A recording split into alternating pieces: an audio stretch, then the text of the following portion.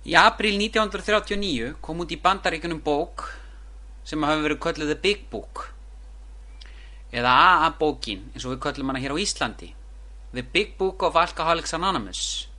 Hún var kölluð Big Book af því hún var stór, þykk, prentuð með stórum stöfum á þykkan pappír. Af hverju gerðu þeir það? Vegna þess að þeir ætluðu að selja hana og hún var að vera áberandi, hún var að vera þykk og stór vegna þess að stórt og mikið er betra.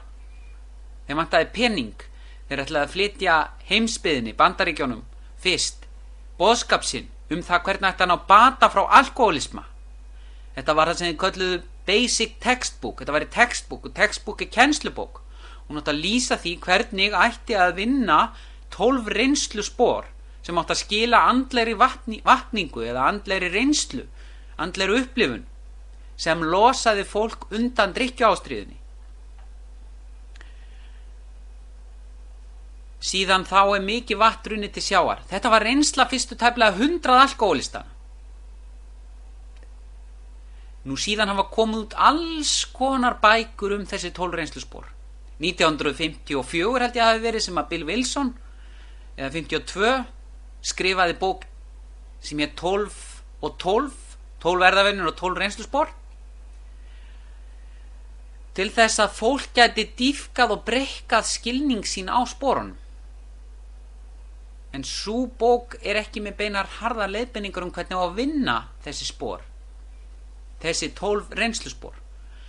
En nóga bókum hefur komið út það og þar eru hinir ýmsu sérfræðingar að tjá út frá sinni eigin skoðun, frá sinni eigin fræðigrein, hvort sem það eru sálfræðingar, geðlæknar, jógagúrúar, prestar, leikmenn, áfengisráðgjafar eða einhverjir aðrir sem hafa ákveðið að gefa út bók 12 reynsluspor. Það er ekki aðalmáli. Það er búið að koma út yfir 100 bækur sem eiga að vera einhvers konar leiðavísar í því hvernig á að vinna þessi spor. Afskaplega einkennilegt. Hvernig ætli standa á þessu? Og það eru útlistingar á þeim sporum, þessum 12 upprunalegu sporum, A-sporum, sem hafa komið í þessum bókum er alveg ótrúlega langt frá því sem að kemur fram í upphaflegri útgáfu AA-bókarinn, í AA-bókinni sjálfri, þar sem þessi 12 reynsluspor eru útlistuð. Og þessi 12 reynsluspor er bata-prógram, er prógramið í AA, það er til the fellowship eða samtökin sjálf, félagskapurinn. Það er eitt, byggir á fundum, byggir á alls konar stuðningi þar sem eitt félagi leiðir og hjálpar öðrum. Sponsor, hjálpar honum að sjá þetta í víðara samhengi og styður hann og í gegnum samkennd og fleira. Það er eitt. Þetta fellowship. Svo er annað sem heitir prógramið of Alcoholics Anonymous, prógramið, reynslusporin sjálf, það er prógramið. Sumir vilja rugla þessu saman og halda það að fara á fundi sé að stunda prógramið.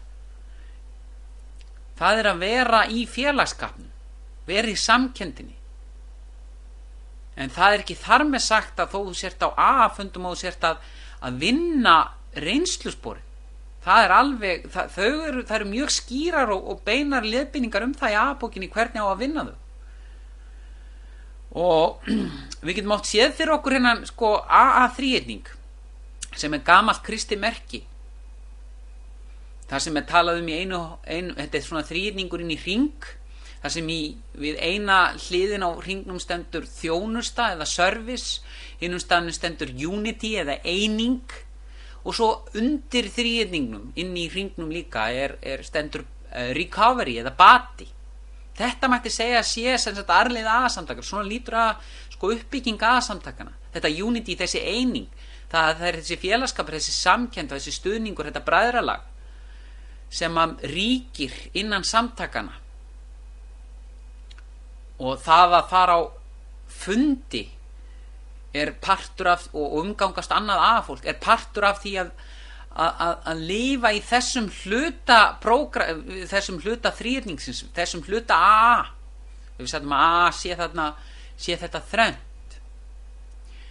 En það er ekki þar með sagt að maður fái bata frá alkohólisma frá fundi. Maður fær það sem kallaði relief, maður losnar undan, maður er kannski ekki að drekka, maður umgangast annað fólk. Jú, heilmikið breytist kannski í kjölfarið. Og fyrir marga virðist að hjálpa rosalega mikið, jafnvel duga þeim alveg.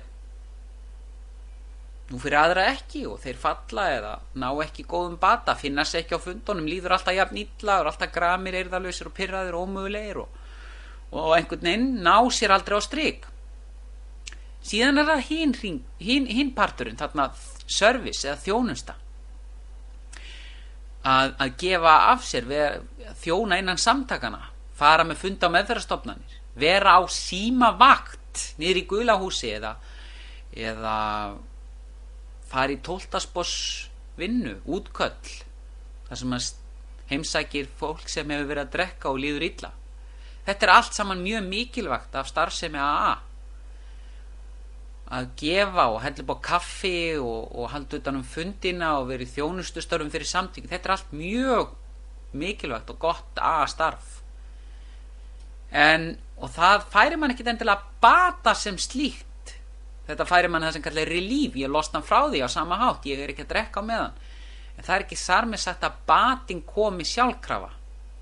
Þetta mjög mikilvægt og maður fær meira og meira löngun held ég til að gera þetta. Þegar maður farin að upplifa batan, þá finnur maður hefur meira að gefa og færar að sína þennan tilfinningalega stuðning og styrk og þjónustu.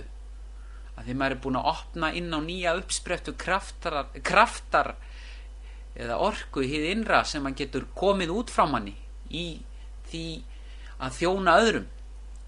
Nú, hvað þá þetta bataprógram? Jú, það þarna inn í þessum hring undir þrýting, recovery program, AA-prógramið, 12 reynsluspor. Og það þarf að vinna þessi spor, það þarf að fara gegnum þessi spor, það þarf að taka þessi spor. Þau taka sig ekki sjálf. Sum fela í sér ákveðna framkvæmdir, þar sem talar að skrifa niður ákveðna hluti. Önnur fela bara í sér kannski bara viðurkenningu, eins og fyrsta sporið, ég viðurkenni eitthvað. Ég tek það inn, ég samþykki það í hjarta mínu.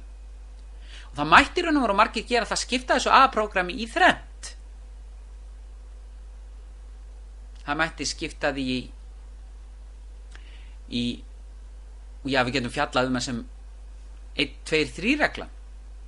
Fyrsta sporið væri þá númer 1, annars sporið númer 2 og 3 til 12 væri þar á eftir. Nú, hvað meina ég eiginlega með þessu? Nú, þetta svolítið merkilegt frá því að segja, þetta kannski fyrsta sinn sem að 1, 2, 3 reglan verður virkilega hvað víkur að meðferð alkohólisma. En þetta svo regla, þessi 1, 2, 3 regla eða ABC regla eins og sumir kalla hann, svo regla sem við notum til að leysa öll okkar daglegu vandamál, leynt og ljóst. Þetta alltaf í grunninn á bakvið. Til þess að geta leyst vandamál þurfum við að hafa þrennt. Við þurfum að vita, númer 1, hvert vandamálið Ef ég veit ekki hvert vandamálið hvernig á ég þá að fara að leysa það? Það svo algjör tilviljun ef ég losna við það. Eða leysi það. Ef ég ætla markvisst að leysa eitthvað vandamál, þá þarf ég að vita hvert vandamálið Númer 1 að vita vandamálið. Númer 2, þá þarf ég að vita hver lausnin á vandamálin Það eitt að vita hvert vandamálið annað að vita lausnina við vandamálinu. Í gegnum tíðina hefur mannkynið vitað ýmis vandamál eða skilgreint eitthvað sem vandamál, en hefur ekki haft neina lausn á því vandamáli. Það hefur leitað af alls konar lausnum og prófað hitt og þetta og sumt hefur virkað og svo loksins hafa kannski fundið lausn á því og flogið til túlsins. Ef við tökum dæmi að vandamáli var fyrir einhverjum það að hann langaði að sjá heiminn eða sem sagt jörðina utanfrá. Það var hans vandamáli, hann vissi ekki hvernig hann ætti hann vissi hvað lausnin var kannski, að hún hlyti að vera það að komast út í geiminn til að geta horta á jörðina. En hann hafði enga, númer 3 sem sagt, hann hafði enga framkvæmda áætlun sem hann gat farið eftir. Því það var ekki til neinn sérstöku lausn það hvernig þetta byggja geimskip. Þannig að vita fyrstu 2 hlutina þýðir ekki það endilega að við getum upprætt vandamálið eða leyst vandamálið. Við þurfum að hafa allt þrennt. Við þurfum að vita hvert vandamálið við þurfum að vita hvað lausnin og við verðum að hafa einhverja framkvæmda áætlun til að ná lausninni.